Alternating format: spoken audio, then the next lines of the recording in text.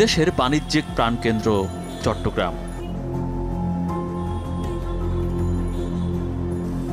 কর্ণফুলীর তীর ঘেঁষে গড়ে ওঠা এই নগরী শুধু সমুদ্র বন্দর নয়, দেশের ব্যবসা বাণিজ্যের এক বিশাল অংশ নিয়ন্ত্রণ করা হয় এখান থেকেই। আমাদের অনুসন্ধানের গন্তব্য 12 আউলিয়ার দেশ খ্যাত চট্টগ্রামের হালি শহর, যেখানে ছিল এক রহস্য ঘেরা সুপার শপ দুরন্ত বাজার। যদিও অনুসন্ধানের শুরুতেই ধাক্কা খাই আমরা। হালি শহরের সেই দোকানটি বন্ধ।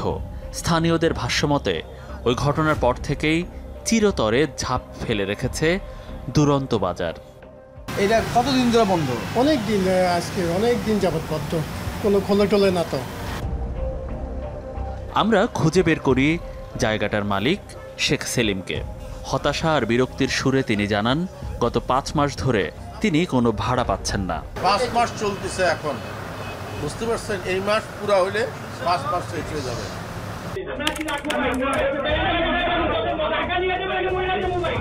আমরা ফিরে যেতে চাই সেই দিনটির ফুটেজ আর সংবাদ বিশ্লেষণে। আমরা দেখতে পাচ্ছি প্রতারক শাহেদের নির্মম পরিণতি।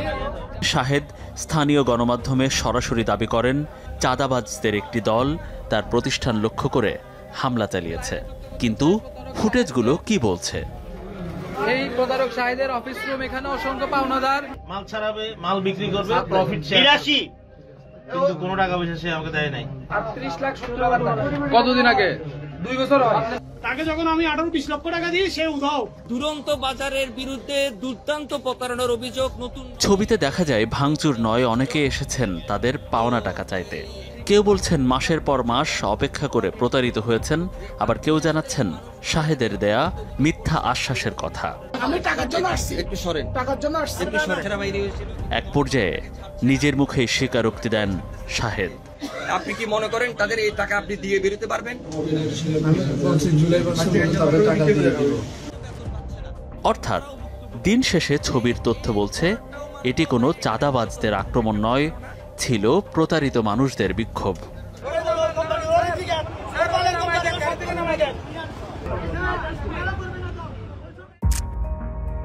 শাহেদের নাটকীয়তা থেমে থাকেনি, বরং আরও এক ধাপ এগিয়ে ঘটনার 10 দিন পর তিনি আদালতে চাঁদাবাজির মামলা করেন 23 জনের বিরুদ্ধে।